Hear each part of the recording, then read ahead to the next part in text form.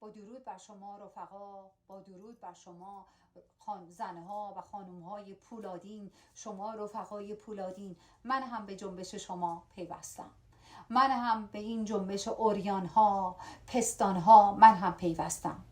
این اعتراض، این اوریان بودن، همونطور که میدانید یک اعتراض سیاسی است. این پستانه ها بیرون بودن یک اعتراض سیاسی است، به خصوص در این باره زمان که این جنبش آزادی خواهانه را ما داریم شاهدش می باشیم و ما این جنبش را به جنبش اوریان ها و پستان ها تبدیل خواهیم کرد. من آمدم که بگویم همانجور که رفیق دیگرمان در هلند چند روز پیش به شما گفت شما از این پستانها شیر خورده اید، این پستانها به شما شیر دادند، بسیاری تغذیه شدند. بنابراین دیدن این پستانها به این شکل شمایل مشکلی برای شما نباید باشد.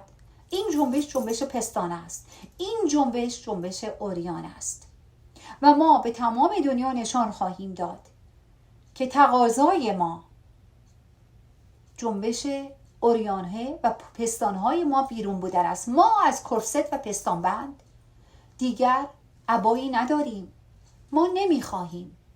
ما میخواهیم پستانهایمان راحت باشند، بیرون باشند. من در این جنبش در کنار شما هستم.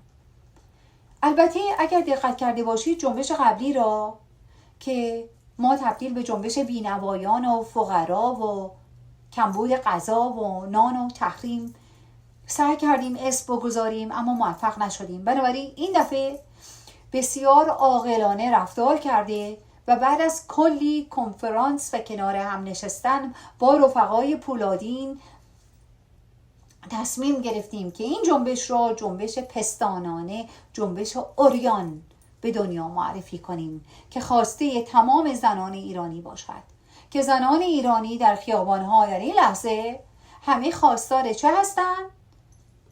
اوریان بودن. و من در کنار شما، من به شما پیوستم، من به این جنبش پیوستم، من در این جنبش در کنار شما هستم و من میگویم که به ما بپیوندید و هر کسی که از این جنبش، از این پستان بیرون بودن ناراحت است نگاه نکند، چشمایتان رو ببندید. من اگه جای شما بودم چشمای خود رو میبستم. اما بپیوندید خواهران، رفقا، زنان پولادین، بپیوندید به این جنبش، جنبش پستانها.